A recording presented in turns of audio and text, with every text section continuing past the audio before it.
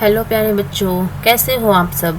आप सबका फिर से स्वागत है हमारे channel easy way to study में।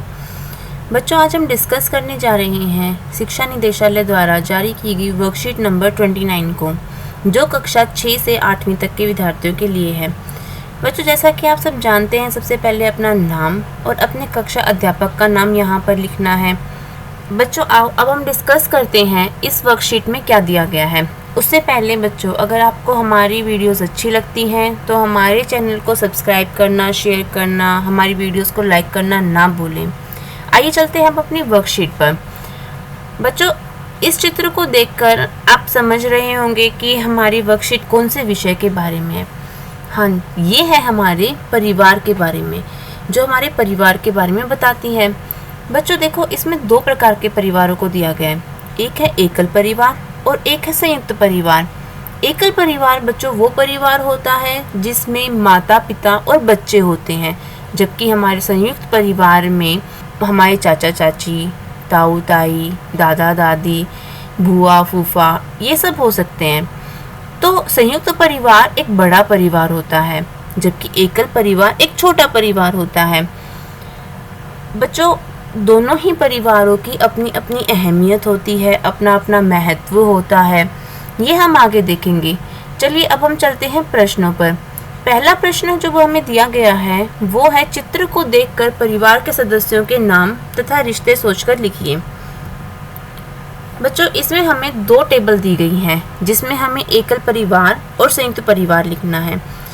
बच्चों देखो, अगर आप एक एकल परिवार के सदस्य हो तो आपको अपने परिवार के हिसाब से लिखना है, जबकि चित्र में देखकर आपको संयुक्त परिवार के सदस्यों के बारे में भी सोचकर लिखना है कि वो कौन कौन से रिश्ते उनके साथ हमारे हो सकते हैं।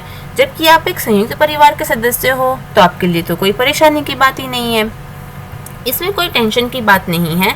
आइए चलो हम देखते हैं एकल परिवार के सदस्य कौन कौन हो सकते हैं।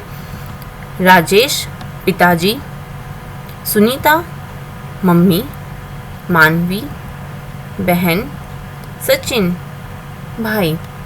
आइए हम देखते हैं हमारे संयुक्त परिवार के सदस्य और उनके रिश्ते।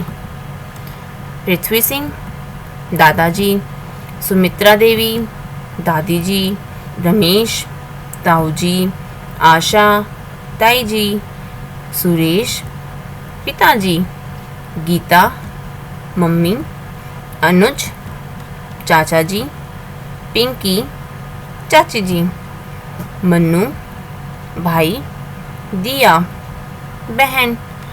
तो बच्चों देखो, एकल परिवार में सीमित सदस्य होते हैं, जबकि संयुक्त परिवार में इससे ज़्यादा भी हो सकते हैं, कम भी हो सकते हैं। आइए अब हम देखते हैं हमारा अगला प्रश्न। हमारा अगला प्रश्न है, दिए गए बॉक्स में अपने परिवार का चित्र बनाकर रंग भरिए तथा उनके नाम व रिश्ते भी लिखिए। परिवार में अधिक सदस्य हों तो उसके क्या क्या लाभ होते हैं। सबसे पहले देखो बच्चों, यहाँ पर एक चित्र दिया गया है, मैंने वही चित्र यहाँ पर लगा दिया है।